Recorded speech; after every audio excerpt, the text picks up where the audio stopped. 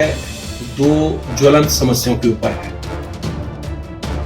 पिछले दिनों आदरणीय शांता कुमार जी ने एक बार नहीं सैकड़ों बार ऐसी स्टेटमेंटें दी कि जातीय आरक्षण बंद हो जाना चाहिए।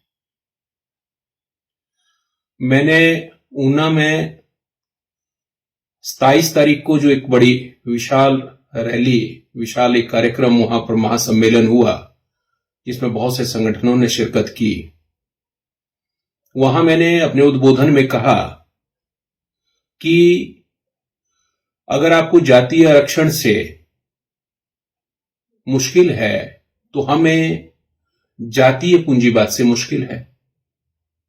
ये दो अलग अलग विषय हैं, भावार्थ और विषयार्थ एक ही है। कहने का मतलब ये है कि अगर शांता जी चाहते हैं कि जातीय आरक्षण खत्म हो तो कुछ एक प्रश्नवाचक चिन्ह हमारे दिल दिमाग में भी हैं जिनका उत्तर आदरणीय शांता कुमार जी दें।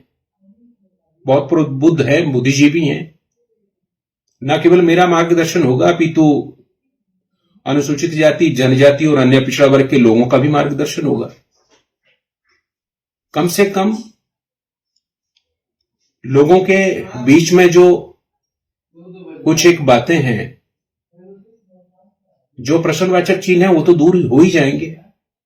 इस विषय को लेकर के मैंने कहा था कि अगर शांता जी को जातीय आरक्षण बुरा लगता है तो हमें जातीय पूंजीवाद बुरा लगता है।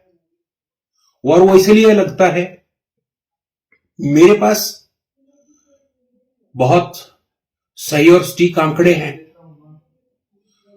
सरकार चाहे तो, शांता जी चाहे तो उसकी पुष्टि करवा ले। 1% लोगों के पास 60% भारत के सभी संसाधनों के ऊपर कब्जा है। और ठीक इसी तरह जो 10% लोग हैं उनके पास 90% संसाधनों पे कब्जा है।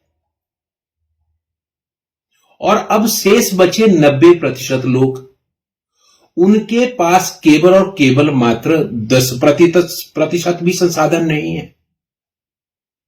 ऐसे में एक प्रश्न पैदा होता है कि क्या ये 1% लोग जो हैं, ये 1% लोग हैं कौन?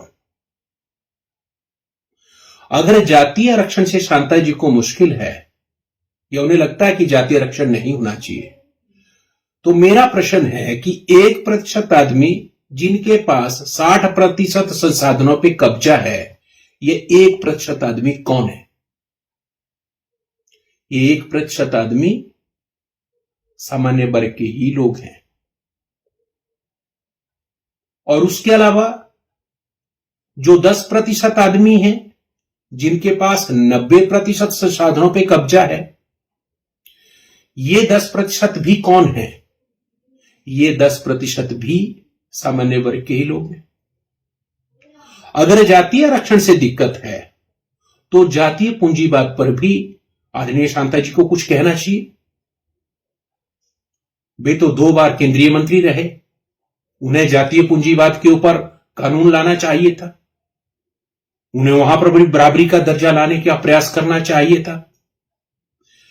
1991 में या 1991 तक भारत में 5,000 करोड़ रुपए आमदनी वाले आदमियों की 1% संख्या भी नहीं थी, अर्थात एक आदमी भी नहीं था 1991 तक।